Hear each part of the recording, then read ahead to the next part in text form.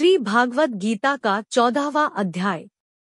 श्री भगवान ने कहा, फिर भी ज्ञानों में भी श्रेष्ठ ज्ञान तुमको बताता हूँ, जिसके जानने से सारे मुनि जन मोक्ष रूप परम सिद्धि को प्राप्त हुए हैं।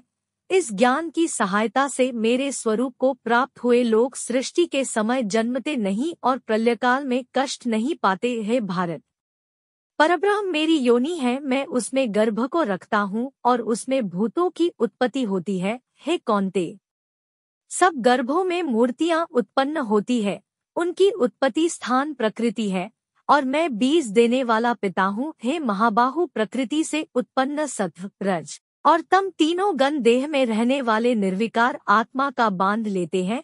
हे अनद, इनमें तत्व निर्मल होने के कारण प्रकाशक और निरुपद्रव है, जो प्राणी सुख और ज्ञान के साथ बांधता है। हे कौन्ते, रोगात्मक रजोगुण से तृष्णा और आसक्ति उत्पन्न होते हैं, जो प्राणी को कर्म के साथ बांधता है। तमोगुण की उत्पत्ति अज्ञान से है, यह भ्रम आलस्य निद्रा से बांधता और मोह में फंसता है। हे भारत, सत्व सुख उत्पन्न करता है। हे भारत, सत्व गुण राज और तम को दबाकर बढ़ता है। इस देह में इंद्रियों द्वारा जब ज्ञान का प्रकाश उत्पन्न हो, तब समझे कि सत्वगुण को विशेष बुद्धि हुई है। हे भारत, रजोगुण की वृद्धि में लोभ कर्मों में प्रवृत्ति, कर्मों का आरंभ, अशांति और इच्छा उत्पन्न होती है। हे कुरुनंदन, तमोगुण की प्रबलता में अविवेक, अनुधम, प्रदाम और मोह, यह सब होते हैं। जब देह को सत्वगुण के उदय में मृत्यु प्राप्त होती है, वह ज्ञानियों के प्रकाशमय लोक को पता है। रजोगुण के उदय में मरकर कर्मों में आसक्त मनुष्यों में जन्म लेता है और तमोगुण के उदय में मरा हुआ मूढ़ योनि में जन्म पाता है। सात्विक पुण्य कर्म का फल भी सात्विक कलंक रहित होती है। राजस कर्म का फल भी दोहक और तमस कर्म का फल अज्ञान है।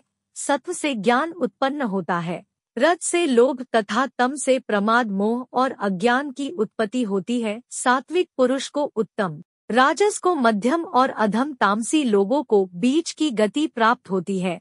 जो दृष्टि गुणों से अलग अर्थात निगुण साक्षी मात्र आत्मा को जान लेता है, वह मेरे रूप को प्राप्त होता है।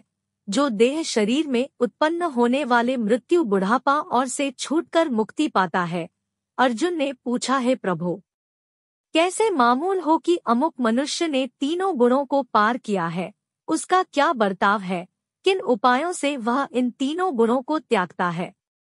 हे पांडव, इन प्रकाश, प्रवृत्ति और मोह होने से जो दुखित न हो और निवृत्ति होने में उनकी इच्छा न करे, उदासीन मनुष्य के सामान, जिसको सुख दुख सामान है और गुणों के कर्म होते ही रहते हैं, यह जानकर जो निश्चित रहता है और कभी विचलित नहीं होता, जिसको सुख और दुख, मिट्टी और पत्थर, स्वर्ण, प्रिय और अप्रिय, निंदा और स्तुति सामान है, जो धीर है, जिसने जिसने सभी बखेड़े छोड़ दिए हैं, उसे गुणातीत कहते हैं।